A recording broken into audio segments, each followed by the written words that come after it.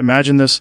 A respected CIA officer, a man who spent years protecting America's most sensitive secrets, sits across from a Japanese diplomat in a quiet Washington, D.C. restaurant. The conversation starts out harmless. Politics, global affairs, the Arab-Israeli peace process. But then something changes, and the diplomat leans forward, lowers his voice, and makes an offer that freezes time. He says, "If you give me information, I can give you money." In that split second, everything John Kiriakou thought he knew about loyalty, trust, and diplomacy collapses.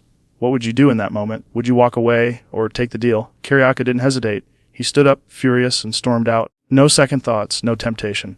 For him, it wasn't just about the law, it was about honor. Instead of keeping quiet, he marched straight to the Senate Security Office and reported the entire incident. He didn't care about the risks, the headlines, or the fallout. He just knew one thing: his duty to his country came first. That's the kind of patriotism we rarely see anymore. The kind that doesn't need an audience, the kind that happens when no one's watching. No, don't do that.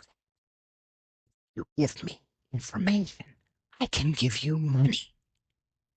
And I said, what the fuck is wrong with you? You have any idea how many times I've made that pitch? Shame on you, cold pitching me like that. And I got up indignantly and I walked out. And I walked, and I mean directly without stopping, to the office of the Senate Security Officer. Kiriakou received a call out of nowhere. "We need your help again." The FBI said they asked him to come to their Washington field office.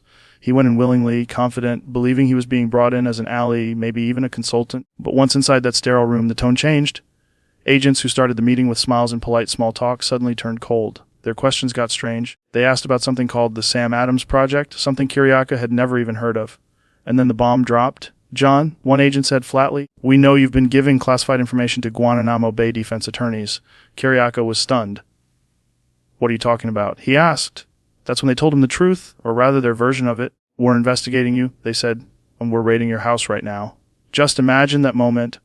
Your phone is off, your family's at home, and you realize the same people you once trusted are tearing through your belongings, looking for evidence of crimes you didn't commit. How would you even react? Kiriakou's first thought wasn't fear. It was disbelief. Then anger. Then betrayal. This wasn't just an investigation, it was a political hit job disguised as justice. The FBI charged him under the Espionage Act, the same law used against spies and traitors. But here's the thing. There was no evidence he had leaked classified names or shared state secrets. What he had done years earlier was confirm something the world already suspected, that the CIA had used waterboarding and torture during interrogations. That single truth, inconvenient and embarrassing for Washington, had turned him into a target. Anything for the FBI. I kick myself now for saying it. I said, anything for the FBI. What do you want me to do? They said, come down to the Washington field office Thursday morning at 10. I said, done. I didn't do anything wrong. And this woman, she became Deputy Attorney General for the criminal division under Biden. She said, take this deal, Mr. Kiriakou, and you may live to meet your grandchildren. Kiriakou became the only CIA officer ever jailed in connection with the torture program.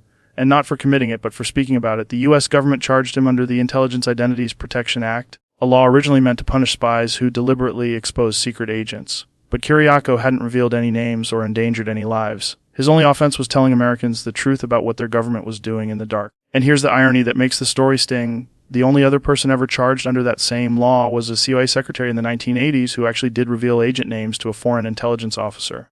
Her leak led to the execution of CIA assets in Ghana. Her punishment, 9 months in prison. John Kiriakou, who exposed government torture, not secrets that got anyone killed, was sentenced to 30 months. Where is the justice in that? He was forced to take a plea deal after endless pressure, manipulation, and fear. The Justice Department offered him 45 years at first, a lifetime behind bars. Just for telling the truth, they eventually dropped it to 10, then 8, then 5, before finally offering 30 months. He took it. Because even heroes can only fight so long when the full weight of the government is crushing them.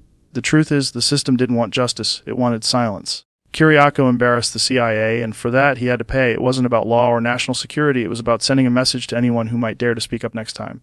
And it worked. Since Kiriakou's case, how many whistleblowers have stepped forward? How many have stayed silent watching what happened to him and deciding it's not worth the risk?